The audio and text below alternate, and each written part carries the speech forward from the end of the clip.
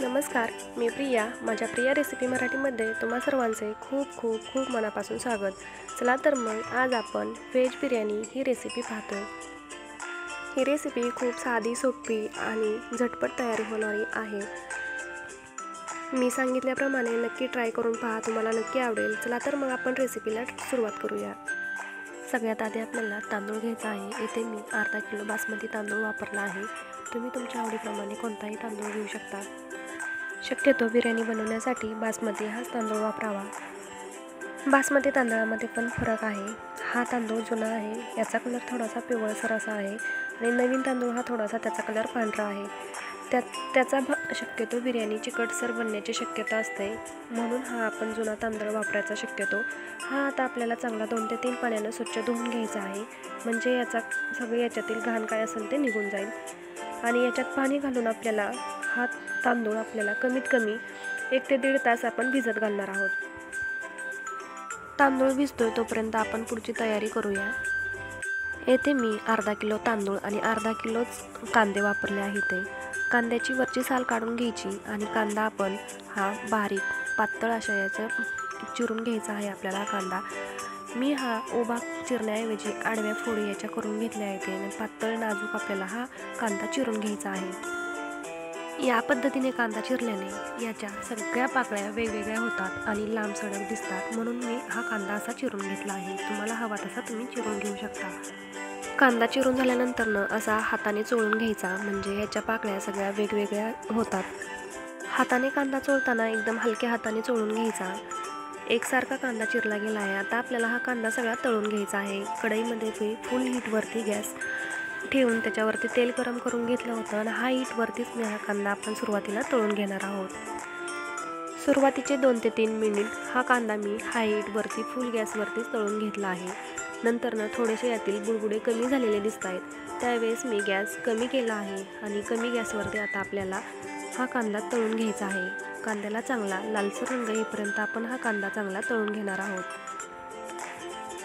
असं का करायचं तर बुडबुडे कमी झाल्यानंतर पटकन कांदा तळला जातो, भाजला जातो. त्यामुळे हाय हीटवरती कांदा न तळता गॅस कमी करून पुन्हा आपल्याला कांदा कुरकुरीत होईपर्यंत, आपल्याला चांगला लालसर रंग होईपर्यंत तळून घ्यायचा आहे. तुम्ही पाहू शकता कांद्याला किती छान असा एकसारखा तांबूस कलर आलेला आहे. आता हा कांदा आपल्याला काढून घेते मी. हा तळलेला कांदा हा असा दुसऱ्या झाऱ्यामध्ये घेऊन तेल निथळून चांगलं घ्यायचा आणि एका भांड्यामध्ये आपल्याला हा कांदा काढून घ्यायचा आणि चांगला पसरवून ठेवायचा आहे, म्हणजे यात थंड होतो चांगला. अशाच प्रकारे मी राहिलेला सर्व कांदा तळून घेतलेला आहे. तळलेला कांदा असा ताटामध्ये पसरून ठेवला की नाही, कांदा चांगला असा कुरकुरीत होतो. कांद्याबरोबरच मी इथे थोडेसे बेदाणे आणि थोडेसे काजू देखील तळून घेतलेले आहे. तुम्हाला नसतील आवडत तुम्ही नाही वापरले तरी चालेल. आता पुढे येथे मी एका भांड्यामध्ये 1/2 किलो दही घेतलेलं आहे. हे फ्रेश दही आहे, आंबट अजिबात नाही. हे दही आपल्याला एका मोठ्या भांड्यामध्ये ओतून घ्यायचं आहे आणि यामध्ये मी आलं, लसूण आणि हिरवी मिरचीचा ठेचा घालून घेतलेला आहे. आलं, लसूण आणि हिरवी मिरची याची पेस्ट मी 3 चमचे साधारण घेतलेली आहे. आता यामध्ये आपल्याला बिर्याणी मसाला घालून घ्यायचा आहे. येथे मी 2 चमचे बिर्याणी मसाला घेतला आहे. 1 चमचा हळद घातलेली आहे. बिर्याणी मसाला हा तुम्ही घरगुती बनवलेला असेल किंवा कोणत्याही कंपनीचा कोणतंही पॅकेट असेल तरीही चालेल. आता यामध्ये मी अर्धा चमचा, छोटासा चमचा मी हा लाल मिर्च पावडर, काश्मीरी लाल मिर्च पावडर घातलेली आहे. 1 चमचा धना पावडर घातलेली आहे. थोडंसं मीठ घातलेलं आहे. थोडंसं म्हणण्यापेक्षा चवीपुरतं येथे मी मीठ वापरलेलं आहे. आता यामध्ये मी कांदा तळून राहिलेलं जे तेल होतं ते 2 चमचे मी पळी तेल घालून घेते. चमचा पळी म्हणजे मी आपल्या तेलाच्या किटलीमध्ये जो आपण रेग्युलर चमचा वापरतो ते 2 चमचे मी तेल येथे वापरलेलं आहे. यामध्ये भरपूर अशी बारीक चिरलेली कोथिंबीर घालून घ्यायची. त्याचबरोबर मी येथे थोडीशी बारीक चिरलेली पुदिन्याची पाने देखील वापरलेली आहेत. आता हे सर्व आपल्याला चांगलं मिक्स करून घ्यायचं आहे. हे आपल्याला चांगलं एकजीव करून घ्यायचं आहे. आता हे एकजीव झाल्यानंतर आपण यामध्ये भाज्या घालून घेणार आहोत. यामध्ये मी फ्लावरचे तुकडे घालून घेतले. फ्लावरचे तुकडे जरा थोडे मोठे मोठेच ठेवलेले आहेत. आवडीप्रमाणे तुम्ही तुमच्या आवडीप्रमाणे भाज्या घालू शकतात. येथे मी बीन्स घातलेला आहे, गाजराचे तुकडे घातलेले आहेत. भाज्या अशा उभ्या चिरून घेतलेल्या आहेत. तुम्ही तुमच्या आवडीप्रमाणे चिरून घालू शकता. येथे मी वाटाणा वापरलेला आहे हिरवा 1 वाटी. येथे मी पनीर देखील वापरलेले आहे. पनीरचे तुकडे देखील मी येथे घातलेले आहेत. पनीरचे तुकडेही मोठे मोठे असे कट करून घ्यायचे आहेत. आता यामध्ये मी कमी तिखटाच्या 2 ते 3 हिरव्या मिरच्याचे उभे असे काप करून घेतलेले आहेत. चवीपुरतं घातलेलं आहे मी हे. आणि यामध्ये असा बारीक चिरलेला टोमॅटो घेतलेला आहे 1 वाटी. 2 लाल बुंद असे झालेले मोठे टोमॅटो मी असे एकदम बारीक असे कट करून घेतलेले आहेत, ते घालून घ्यायचे. यामुळे बिर्याणी अशी कोरडी अशी होत नाही, चांगली रसरशीत अशी होते. आता आपल्याला हे सर्व एकत्र चांगले मिक्स करून घ्यायचं आहे. मिक्स करताना आपण हे एकदम हलक्या हाताने मिक्स करून घेणार आहोत. तुम्हाला हवं असेल तर तुम्ही पनीरचे तुकडे फ्राय देखील करून घालू शकता. आता यामध्येच आपण हा तळून घेतलेला जो कांदा होता, यातील 70 ते 80% कांदा आपण यामध्येच घालून घेणार आहोत. हा कांदा आपण यामध्ये घालून हे पुन्हा एकदा चांगलं हाताने मिक्स करून घेणार आहोत. मिक्स करताना एकदम हलक्या हाताने आपण हे चांगलं मिक्स करून घेतोय. आता आपण हे सर्व मिक्स करून मॅग्नेटसाठी 15 ते 20 मिनिटांसाठी आपण हे साईडला असंच ठेवून देणार आहोत. यावरती झाकण ठेवून आपण हे ठेवून साईडला देतोय. आता पुढची स्टेप म्हणजे महत्त्वाची, आपल्याला तांदूळ शिजवून घ्यायचे आहेत. तांदूळ शिजवण्यासाठी येथे मी तांदळाच्या चौपट पाणी आपल्याला इथे लागणार आहे, ते उकळण्यासाठी मी इथे ठेवलेलं आहे. पाण्याला उकळी आली की आपण यामध्ये तांदूळ घालून घेणार आहोत. त्याच्या अगोदरात आपण खडे मसाले घालून घेतोय. येथे मी तमालपत्र घेतलेलं आहे, 1 चमचा जिरं, शहाजिरं 1 चमचा आणि हिरवी विलायची घालून घेतलेली आहे.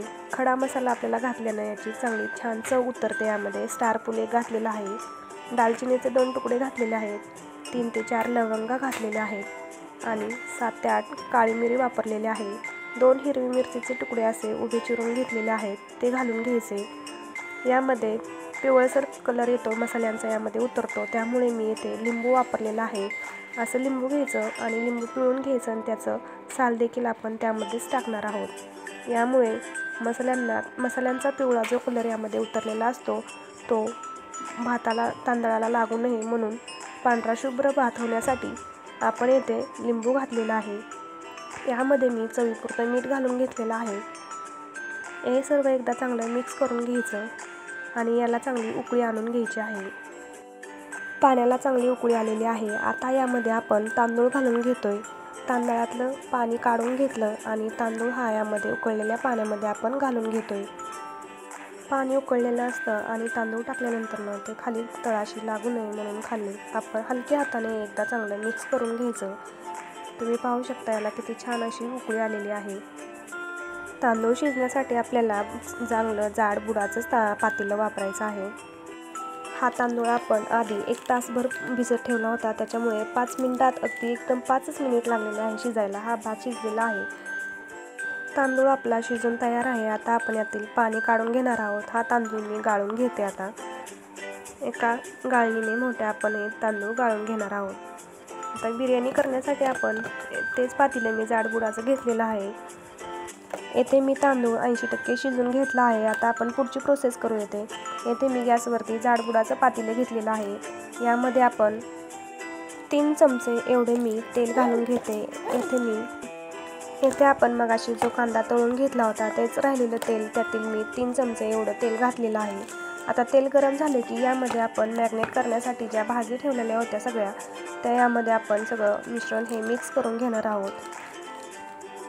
घालून घ्यायचं आणि सर्व हलक्या हाताने एकदा आपल्याला चांगलं मिक्स करून घेणार आहोत.